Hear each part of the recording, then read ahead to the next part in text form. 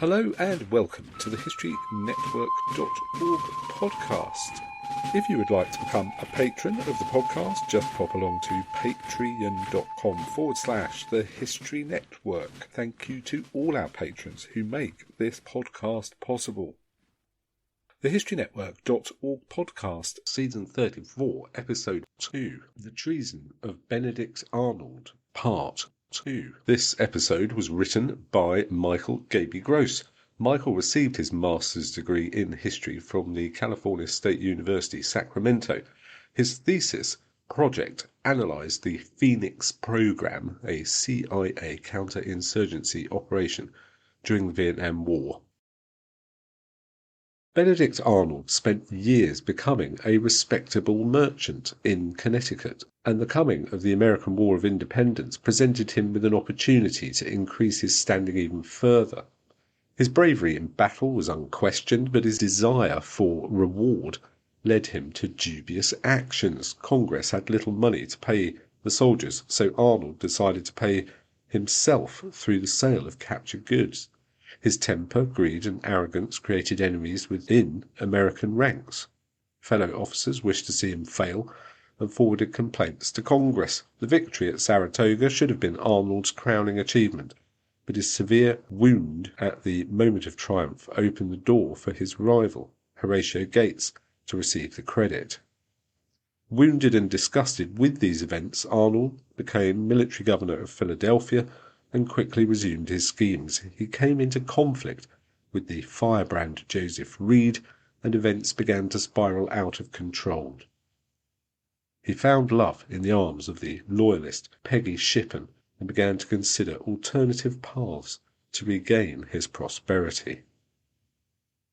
It is not known exactly when Arnold decided to contact the British and explore the possibility of switching sides. While Reed and his supporters sought to destroy Arnold, the loyalist families in Philadelphia saw him as their protector.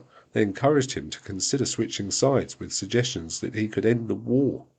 "You can secure the liberties of your country. You can be her benefactor. You will receive the gratitude of both Britain and America by reuniting both in one great commonwealth." While he was not the only officer to make deals for his personal gain, his stubborn resolve in putting his own interests ahead of everyone else stunned those with whom he served. He demanded a reward for all he sacrificed over the years, but instead faced an ever-increasing number of political and military rivals who sought to destroy him. Arnold reached out to Joseph Stansbury, a British-born Philadelphia merchant, and asked him to carry a message to his wife's former acquaintance, Andre, now serving as an aide-de-camp to General Henry Clinton. Arnold wished to know how much his services would be worth to the British. Thus began a year-long scheme that would end with Arnold in a British uniform and Andre in a hangman's noose. Andre was everything Arnold was not: wealthy, affable, talented, handsome, and brilliant. He enjoyed his time in Philadelphia during the British occupation and became close with Peggy. Despite failing in courting her, the two would remember each other fondly. Andre was also Clinton's head of the spy network in North America, which made him the ideal candidate to receive Arnold's interesting offer. Andre heard of Arnold's reputation as a fighting general, and if Arnold were serious about changing sides, it could be a boon for the British. Arnold wanted to ensure the British remained committed to the war before offering his services, to which Andre assured, "No thought is entertained of abandoning the point we have in view. On the contrary, powerful means are expected for accomplishing our end." Andre also promised a reward adequate to what services Arnold provided to the British. This piqued Arnold's interest, and Arnold began sending coded messages on various details as to the location of ammunition stores, the movements of army, and news about the French who recently entered the war. Arnold said in one letter, "I will cooperate when an opportunity offers, and as life and everything is at stake, I will expect some certainty." Arnold, taking all the risk, wanted assurances of reward. Arnold first had to deal with his court-martial. Unfortunately for Arnold, the British were unwilling to sit idle in New York, which forced Washington and his army to march, thus postponing the court-martial. As the summer campaign season progressed, André wrote to Arnold a list of British demands. They proposed Arnold acquire an important command and proceed to fall into a trap to accelerate the ruin to which the usurped authority is verging, and put a speedy end to the miseries of our fellow creatures. It was not the British who needed to prove themselves to Arnold, but rather Arnold needed to prove himself to the British. Clinton was aware of the proceedings against Arnold, and wanted it clear that he was in no position to negotiate terms. Clinton wrote later, whatever merit this officer might have had, his situation made him less an object of attention. Arnold was insulted by this change in tone, but understood more than ever the necessity of winning his court-martial. Communication with the British paused until he resolved the court-martial, for if he lost, he would be worthless to the British. While Arnold focused his energies on winning his court-martial, Philadelphia began tearing itself apart.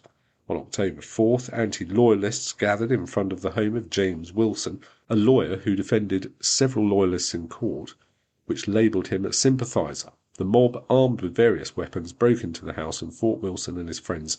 Several were killed, many more wounded in the fight, and the house set on fire. Arnold heard of the riot and rode in a carriage to quell the mob. When he arrived, the mob turned their focus to him, throwing stones at his approaching carriage. Arnold rode home in shock over his treatment by the mob. He was a hero. He was severely wounded while fighting for independence, and to have an angry mob turn on him was unconscionable.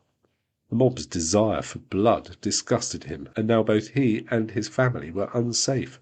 He wrote to Congress, warning them of the bloodshed caused by Reed and his supporters. Instead of congressional support, he received a chiding for insinuating Pennsylvanians sought to place Arnold in danger. Thus challenged, Arnold backed off and assured Congress he only wished to protect himself and his family. He also received word that his court-martial would convene on December 20th in Morristown, New Jersey. Arnold, serving as his own counsel, entered the court wearing his full-dress uniform with the epaulets and sword knots presented to him by Washington himself. He walked with a limp and leaned on a cane for support. Biographer Isaac N. Arnold, no relation, wrote, though still young, having not reached the meridian of life, his face bronzed and darkened by fatigue and exposure, indicated that he had seen the severest hardships of a soldier's life. No one could look upon his weather-beaten features and his still crippled condition without thinking of Ticonderoga, St. John's, the Wilderness, the Plains of Abraham, the forlorn hope in the assault on Quebec, Montreal, the naval conflict off Valcour Island, Ridgefield and Compo, the valley of Mohawk, the relief of Fort Schuyler, the battle of the 19th of September near Saratoga, and the last desperate bloody charge at Bemis Heights. Arnold conducted withering counter-examinations of witnesses, leading them to retract their claims. The witnesses admitted that when Americans retook the city after the British occupation, Arnold could not have known the political leanings of those to whom he wrote passes. Arnold's desire to purchase goods was due to a plan to resign from the army and set up a business. His aide claimed not to profit from his position as military governor. For the charge of misuse of army wagons, the witness was so unreliable that his entire testimony led to complete confusion over the events. On January 21st, 1780, Arnold began his closing arguments, refuting each charge and justifying his actions not only as military governor, but also as a brave patriot fighting against tyranny. He recited a sweeping history of his actions from the outbreak of hostilities to the present, and repeated the praise he received from Washington and Congress. For the insulted sergeant, it was a matter of military discipline. For writing passes, it was perhaps an error in judgment, and for the misuse of wagons it was the fault of Pennsylvania's Supreme Executive Council, who, under Reed's leadership, chose to antagonize Arnold and withhold means of transport. For these and other charges levelled against him, Reed and his sycophants were to blame, not Arnold. On the honour of a gentleman and soldier, I declare to gentlemen and soldiers that the charge is false. Arnold concluded his defence with a flourish. If the charges were true, then nothing he accomplished in his military career would wipe away the stain. I have looked forward with pleasing anxiety to the present day, when, by the judgment of my fellow soldiers, I shall, I doubt not, stand honourably acquitted of all the charges brought against me, and again share with them the glory and danger of this just war. It became a matter of whose honour was more trustworthy, Arnold the soldier or Reed the politician. All this from a man actively plotting to betray his country. Arnold expected to be cleared of all charges, and the court did find him innocent of intentional wrongdoing. It acquitted him of all charges except the issuing of a pass for the merchant ship and the use of military wagons for moving personal property. These errors in judgment were considered small by the court, and did not warrant a severe punishment, but rather a minor reprimand from Washington. Despite his knowledge of far more grievous crimes he was actively committing in his negotiations with the British, Arnold expected full exoneration. He hoped for Washington to ignore the order after receiving congratulations on the birth of his first child with Peggy, but a week later the rebuke came. Our profession is the chastest of all. Even the shadow of a fault tarnishes the lustre of our finest achievements. The least inadvertence may rob us of the public favour, so hard to be acquired. I reprimand you for having forgotten that, in proportion as you have rendered yourself formidable to our enemies, you should have been guarded and temperate in your deportment towards your fellow citizens. Exhibit anew those noble qualities which have placed you on the list of our most valued commanders. I will myself furnish you, as far as it may be in my power, with opportunities of regaining the esteem of your country. To Washington this public letter was merely sincere advice from a father to a wayward son. Arnold was not the first officer to receive such a scolding, nor would he be the last. It did not alter Washington's opinion of Arnold, but what Washington did not understand was Arnold's nature. Any sort of public reproach was a humiliation to him. His enemies had won a victory against him. He would ensure he won the war. Arnold had always been prideful. Watching his father collapse into the town drunk and ruin his family wounded the young Arnold's pride. He redeemed himself by becoming a successful businessman in his own right, and brought respectability back to the Arnold name. He now found himself in a similar position, his name defamed. He would seek victory over all who slandered him. In April Arnold resigned his commission as military governor and planned his next move. His old friend Schuyler mentioned the post of commander of West Point, a fort guarding the Hudson River, and Schuyler promised to discuss the appointment with Washington. That was all the assurance Arnold needed to resume his schemes. Arnold reopened communication with the British to inform them he would be receiving command of West Point. Whilst at this point the appointment was by no means a guarantee, Arnold felt confident enough to return to Connecticut and sell his New Haven home. On his way to Connecticut, Arnold decided to stop at West Point and see the fortifications for himself. He took careful notes of its strengths and weaknesses, and was greatly disappointed in both the works and garrison. There is only 1,500 soldiers, which will not half man the works. He reported all of this to the British in order to convince them to follow his new plan of surrendering the garrison. When presented with the idea of Arnold gaining a field command and surrendering to the British, Arnold waved it off as impractical. The surrendering of a key fort already suffering from neglect would be far easier for all parties. This was more tangible than anything Arnold offered previously, and securing the Hudson River for the British would provide more of a strategic advantage than the capture of more prisoners. It would cut off New England from the rest of the rebellious states.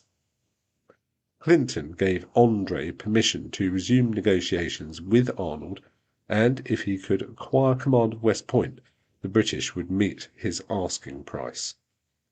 A plan was now in place for Arnold to switch sides.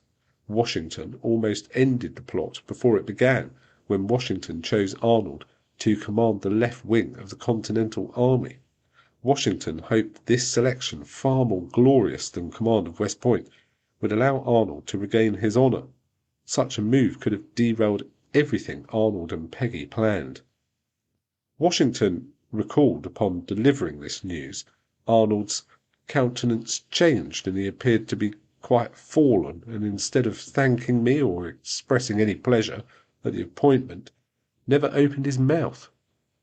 Further discussion with Arnold led Washington to believe the years of political intrigue had finally sapped Arnold's fighting spirit. Several days later, Washington issued new orders for Arnold to take command of West Point. Immediately upon his arrival at West Point, Arnold set his plans in motion. He chose as his headquarters the former mansion of a Loyalist officer, which could not be seen from the fort nor from the river. He needed to spread out his men and keep his staff guessing. In mid-August he set his aide-de-camp, David Franks, to gather his wife and children and bring them to West Point. He sent his soldiers on various assignments to keep them busy outside of the fort. He took private joy when news reached him that his old foe Gates suffered an embarrassing defeat at the hands of Lord Charles Cornwallis near Camden, North Carolina, which only solidified his sureness of his actions. By September, Arnold determined it was time to meet André in person to go over the final details of surrendering the fort. Clinton did not want his adjutant taking such risks, but André was convinced that he would be protected. With his assurance, André boarded the Vulture and travelled north to meet Arnold. André arrived at the designated meeting point during the night of September 20th. Against Arnold's previous instructions, André wore his full uniform under his cloak to avoid accusations of spying. Arnold communicated his plans and then turned to the subject matter of his payment. For several hours the two men argued as Clinton warned André not to make any promises, but André was eager to conclude these nightmare negotiations and return to the Vulture. Arnold insisted, however, that his reward be agreed upon before any further discussion took place. By this point dawn approached, and they needed to get out of the open. André was now entirely at Arnold's mercy. Negotiations progressed, but then they heard cannon fire coming from the river. An American patrol discovered the Vulture and moved cannons to attack. The Vulture tried to respond, but the fire was ineffective. Instead, the Vulture took damage and had to be pulled away by longboats, stranding André within American lines. Arnold was undeterred. His payment agreed upon, he advised André to take an overland route to meet the Vulture and supplied him with a pass through American lines.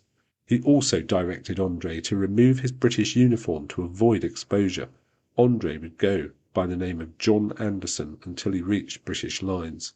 With this, Arnold gave André the plans of West Point and instructed a local guide of dubious loyalties to escort André to the Vulture.